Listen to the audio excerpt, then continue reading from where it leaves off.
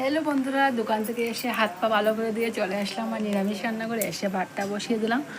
জানো তো বন্ধুরা, আমার বিয়ের সময় না ভিডিও রেকর্ডিংয়ের সময় আমি ক্যামেরার সামনে আসতাম, অনেক লজ্জা লাগতো। এখন দেখো দিনে 4বার আমি ফেসবুকে আসি, সব আমার হাজব্যান্ডের জন্য। আমার হাজব্যান্ড আমাকে ফেসবুকে কাজ করার জন্য আমাকে উৎসাহ দিয়েছে।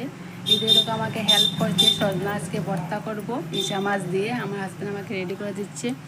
সবসময় আমাকে এইভাবে রেডি করে দেয়। এদিকে চলে আসলাম আমার আমিষ করে, আজকে ছোটো মাছ রান্না করব। আজকে দেখো ছোটো ইচা মাছ বড়া করবো, সঙ্গে ডিম দিয়ে দেবো, অনেক টেস্টি হয় খেতে। এটা ভাত বাড়বো যখন তখন ভেজে সঙ্গে সঙ্গে খাবো, অনেক ভালো লাগে খেতে। তোমরাও ট্রাই করে দেখবে। আর এদিকে দেখো ছোটো মাছের জন্য সবজিটাকে ভালো করে ভেজে নিলাম।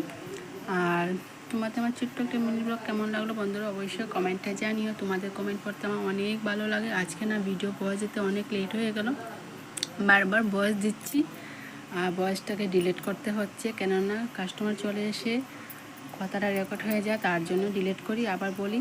এই করতে করতে অনেক লেট হয়ে গেল। এদিকে দেখো আমার হাজব্যান্ড আমাকে কীভাবে হেল্প করে দিচ্ছে দেখো বন্ধুরা, সজনার থেকে সব জিনিস বের করে দিচ্ছে। এখন মিক্সার গ্রাইন্ডারে পেস্ট করে নেব। এই দেখো ইচা মাছের সঙ্গে পেস্ট করে একবারে পেঁয়াজ দিয়ে ভর্তা বানিয়ে নেব। গরম গরম ভাতের সঙ্গে খেতে দুর্দান্ত লাগে। ইচা মাছও দিয়ে দিলাম। আমার মাছের মধ্যে আমার ইচা মাছটা অনেক প্রিয়। ইচা মাছ দিয়ে এই দেখো ভর্তা প্রায় রেডি। এখন আমার হাজব্যান্ড এটাকে মেখে দেবে সব কিছু, যাতে মিলেমিশে যায়, তার জন্য দেখো আমাকে সবসময় রান্না করার সময় এইভাবে আমাকে হেল্প করে দেয়। এখন এটাকে ভালো করে কষিয়ে নেব। এই তোমাদের সঙ্গে কথা বলতে বলতে আমার রান্না কমপ্লিট হয়ে গেছে। এই দেখো সজনা ভর্তা রেডি। এটা হচ্ছে আমাদের আমিষ ঘর, এখানে আমিষ রান্না করি, আমিষ খাওয়া দাওয়া হয়। আর এই দেখো আমার মেয়ের আজকে বড় মেয়ের এক্সাম, ও আসতে অনেক লেট হবে, তার জন্য আমরা সবাই 4জন ভাত খেয়ে নেব। এই দেখো আমার রান্না।